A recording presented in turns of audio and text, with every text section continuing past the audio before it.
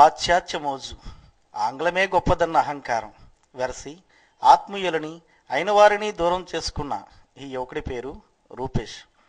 చిన్నతనం నుండే తెలుగంటే చిన్నచూపు, మన భాష మాట్లాడే వాళ్ళన్నా చదివే వాళ్ళన్నా చులకన భావం. వయసుతో పాటే ఆ భావన పెరిగి పెద్దదయ్యింది. బంధాలు దూరమయ్యేవి. చేసేది కార్పొరేట్ కొలువు, 5 అంకెల జీతం. మాంద్యం పుణ్యమా అని మొత్తం ప్రభ మసగబారిపోయింది. అప్పులు పెరిగి ఒత్తిళ్లు తీవ్రమయ్యాయి. ఒకటే ఆందోళన, నిరంతరం అలజడి. ఆత్మీయ స్పర్శ కొరవడి ఆత్మహత్యే శరణ్యమని ఇదిగో ఇలా చావడానికి సిద్ధపడ్డాడు. తెలుగంటే మమకారం, మన భాష నేర్పిన సంస్కారం. మూర్తీభవించిన వ్యక్తిత్వాన్ని సొంతం చేసుకున్న ఈ యువకుడు రాజారాం. రూపేష్కు బాల్యమిత్రుడు. చిన్నతనంలో తెలుగు చదువుతుంటే అవహేళనలు, అవమానాలు ఎదుర్కొన్నాడు. రూపేష్ నిరంతరం తనను కించపరిచేలా వ్యవహరించినా ఆ బాధను పంటి బిగువునా భరించాడు. అయినా అతనిపై అసహ్యం పెంచుకోలేదు సరికదా, ఆత్మీయుడిగా భావించాడు. అందుకే ఆపదలో ఉన్న అతన్ని ఆదుకుని ఇలా పునర్జన్మ ప్రసాదించాడు. ఉమ్మడి కుటుంబ విలువల గొప్పతనాన్ని, అనుబంధాలు అందించే అద్వితీయమైన ఆత్మస్థైర్యాన్ని సొంతం చేసుకుని అచంచలమైన ఆత్మవిశ్వాసాన్ని ప్రోధి చేసుకున్నాడు. రారా రూపేష్, నీకు నేనున్నా, నీ కష్టం నాతో చెప్పరా. అమ్మఒడిలో అక్షర సేద్యం చేస్తూ తెలుగు ఆటలతో సంస్కృతి సంప్రదాయాలను, నైతిక విలువలను వంట పట్టించుకుంటూ ఆహ్లాదకర వాతావరణంలో రాజారాం విద్యాభ్యాసం ఇలా హాయిగా సాగింది.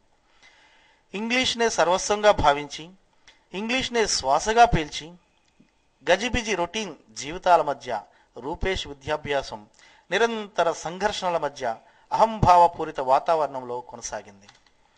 తాతయ్య కబుర్లు, వేమన పద్యాల హితబోధలు, పంచతంత్ర నీతిసారం.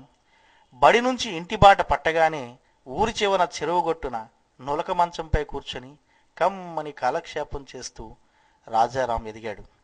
వీడియో గేములు, కంప్యూటర్ ఆటలు, చాటింగ్లు, ఆంగ్ల పాఠాలు, ఆంగ్ల సినిమాల మధ్య నలుగురితో కలవక 4 గోడల మధ్య ప్రపంచం ఉందన్న భావనలో రూపేష్ ఎదిగాడు.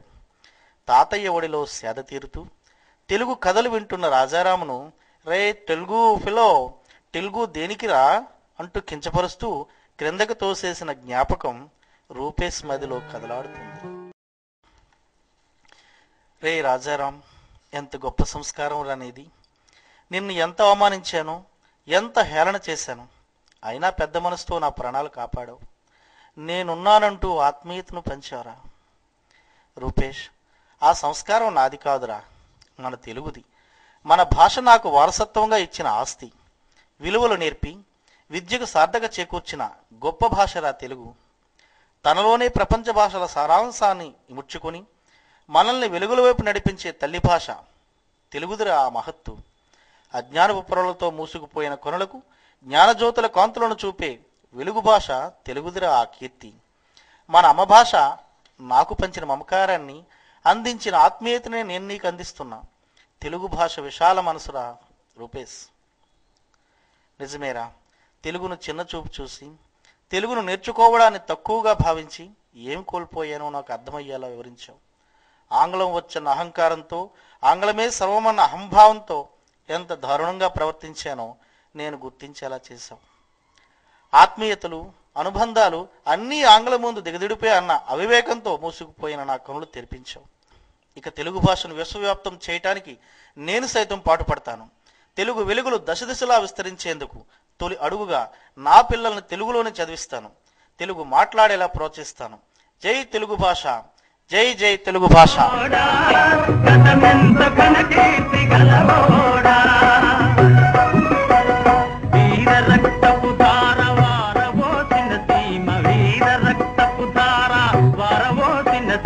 పలనాడు నీదెరా, వెలనాడు నీదెరా, పలనాడు నీదెరా, వెలనాడు నీదెరా, బాలచంద్రుడు చూడ ఎవరోడోయ్, ఆంధ్ర బాబయ్య కూడా నీవోయ్.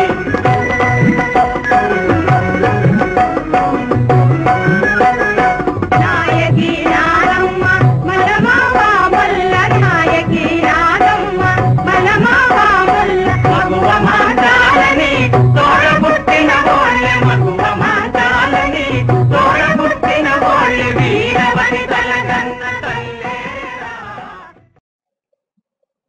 స్వర్గం నుంచి అధపాతాళానికి అవరోహణమైపోతున్న అమ్మ భాష అస్తిత్వాన్ని కాపాడేందుకు అజంత భాషగా వెలుగొందిన తెలుగు కీర్తిని దశ దిశలా వ్యాపింపజేసేందుకు చిరు ప్రయత్నమే మా ఈ లఘు చిత్రం.